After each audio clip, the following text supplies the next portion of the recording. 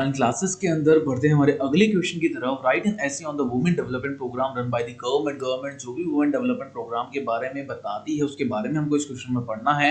Child development programmes के बारे में भी हमको इस क्वेश्चन में पढ़ना है। तो वुमेन डेवलपमेंट प्रोग्राम जो जो इंडिया में इंप्लीमेंट होते हैं वो भी हम डिटेल में इस क्वेश्चन के अंदर देखेंगे। तो चलिए स्टार्ट करते हैं।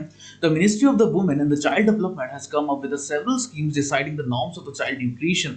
जो वुमेन एंड चाइल्ड डेवलपमेंट है वो बहुत सारी स्कीम से आए हैं। बेसिकली चाइल्ड का तो न्यूट्रिशन पर्पस का ही एक मेन मुद्दा है जो कि लेके आई है government. These are the national guidelines on the infant young child feeding, ये एक योजना ही है। These guidelines emphasis the importance of the breast feeding की इंपॉर्टेंस यहाँ पे बताई गई है।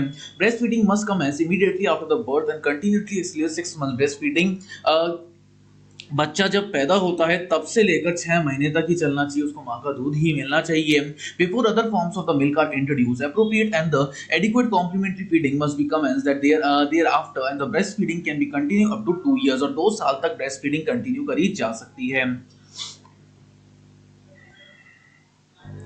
नेक्स्ट है nutrition national nutrition policy. National nutrition policy क्या बताता है? Was adopted by the government in 1993 के अंदर इसको अडॉप्ट करा गया था under the agencies of the department of the women and development.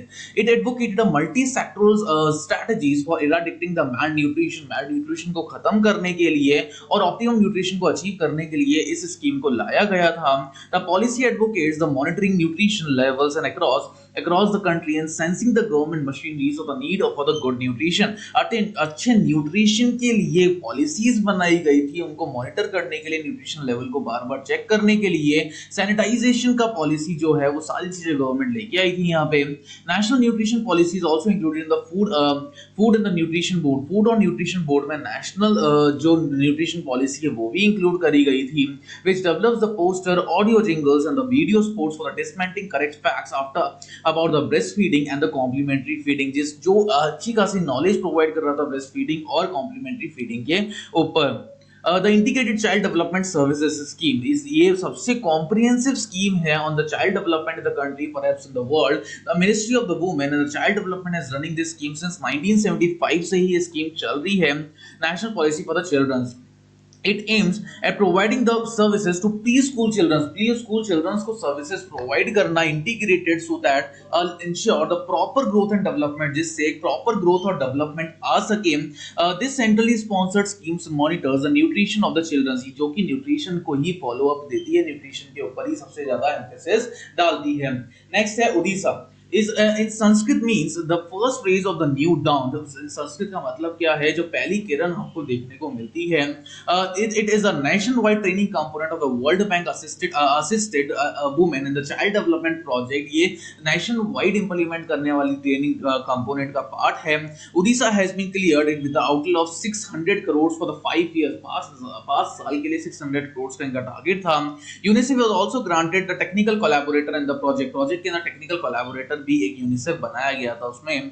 The programmes aim to the train the child care workers across the country. ये जो programme है इसको एम करा गया था चाइल्ड केयर के कारण कंट्री के स्कोप पे। It scope reaches as far as the remote villages. का जो स्कोप है रिमोट विलेजेस के अंदर भी था। Training programmes under the Orissa team, the Orissa at the state level, ऐसे अलग अलग प्रोग्राम्स यहाँ पे स्टेप बाय स्टेप बने हुए थे। National policies for the children, ये लेज डाउन हुआ था that the state shall provide an adequate services to the children. Children को एक एडिक्वेट सर्विसेज उनको मिलेगी, अच्छी सर्विसेज उनको मिलेगी, चाहे वो बर्थ के टाइम हो या बर्थ के बाद हो। And during the growing stage the full physical mental and the social development, और ग्रोइंग स्टेज के अंदर पूरा मेंटल फिजिकल और सोशल डेवलपमेंट करा जाएगा।